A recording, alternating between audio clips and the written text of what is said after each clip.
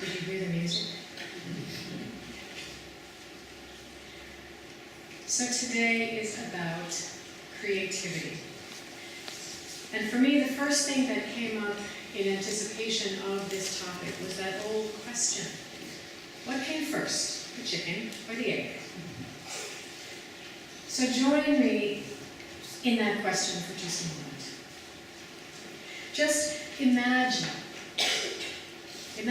holding an egg, curling your fingers around it, feeling the weight of it, the smooth texture, the warmth. In your imagination, hold that egg. And imagine, if you can, what lies within that egg.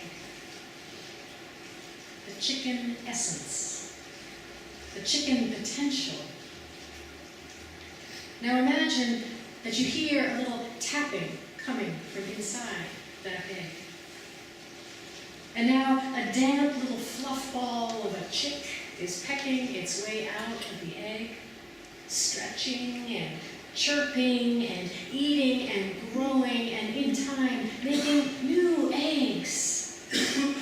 Each generation of new eggs nurturing that chicken essence until it manifests.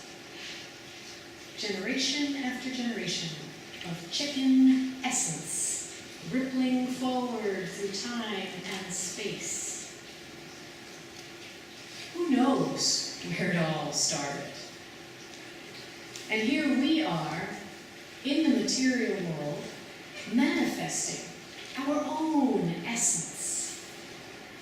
Part of creation and at the very same time moved to create. Who knows where that starts?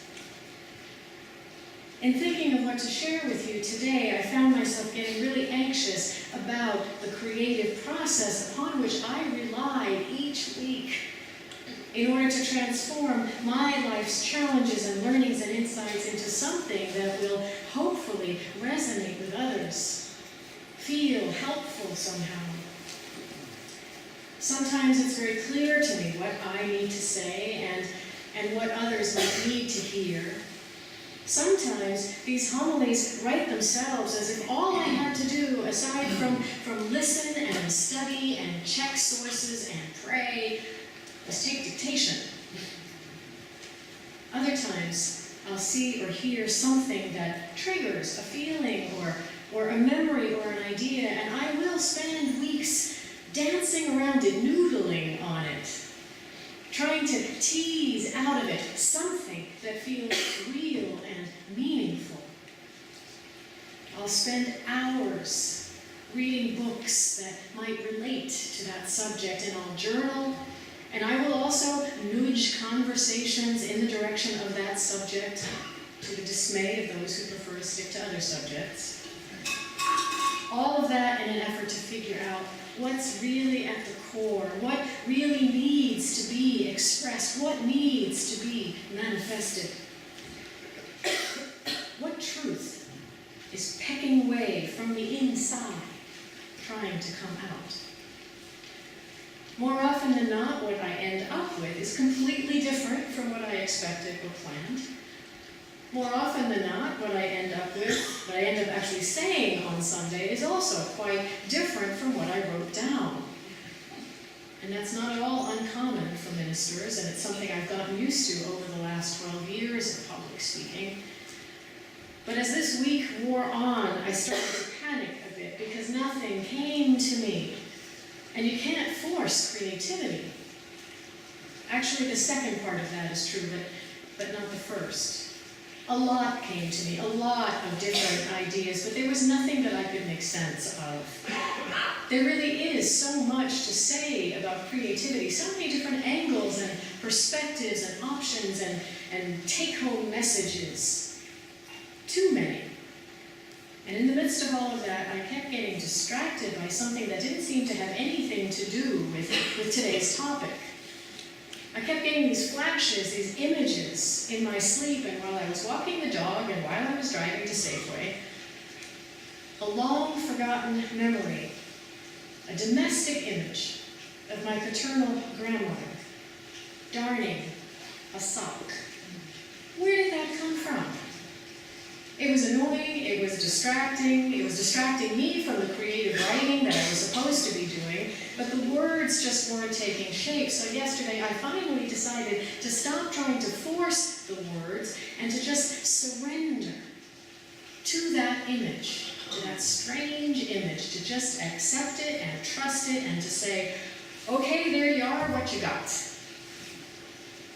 And at that moment, and I can't really put it any other way, that memory came to life in vivid detail. There she was. There she was, poking and pulling an ordinary needle and thread through the empty space where the eel used to be. There she was, creating sockness where there wasn't any. And it all came rushing back to me. I remembered being there with her, sitting at her feet. I was probably no more than 4 or 5 years old, and she called it mending, that thing that she was doing, something that every little girl was expected to learn. But even then, I knew it was much more than that. Much more than just mending. Because she was weaving not only her own sense of female obligation into that space where sockness was supposed to be, she was also weaving in her love for the person, my father, who wore out that sock and whose feet she wanted to be sure would be warm and dry and comfortable as he went about the business of manifesting his own essence. It wasn't just thread at work. In that moment, she was like a goddess to me, omnipotent, creating all of those possibilities by adding to the raw materials, to the empty space in front of her, something that arose mysteriously from within her. And isn't that what we all do? We take what's already there, the raw materials of our experience or of physical things, the raw materials of creation, and through our love or through our righteous anger or through pragmatic necessity or through nameless yearning, we bring something new into existence.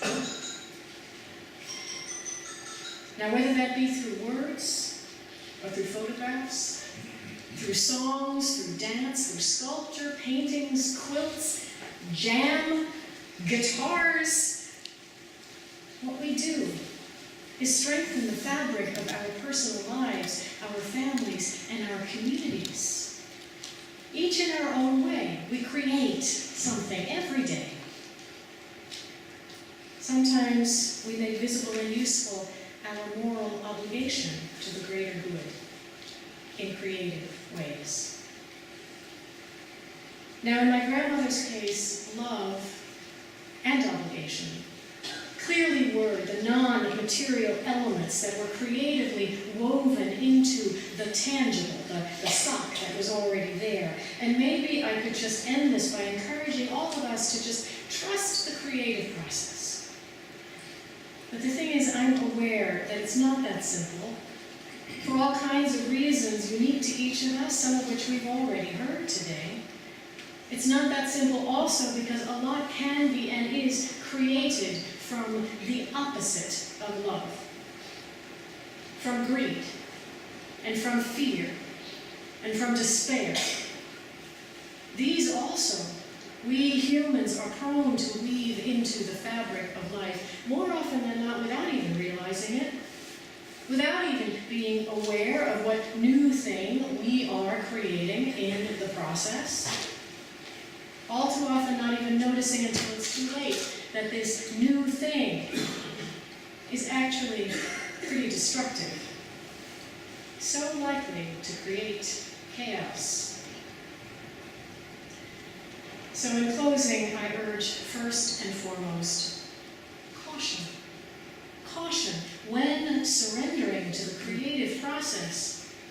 Be diligent in identifying the non-tangible element that moves you or that moves someone else to creative action.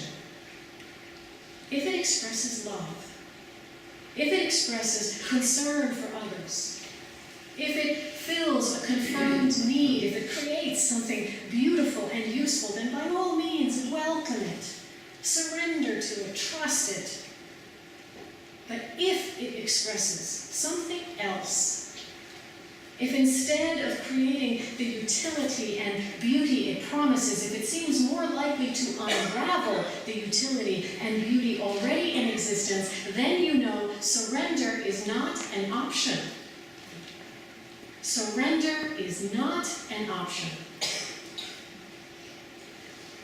The only thing that is an option under those circumstances is to draw on all the love and concern for others that you have within you. To draw on the commitment to create with others who share this vision a world more whole and more beautiful and more just and sustainable. Surrender to that.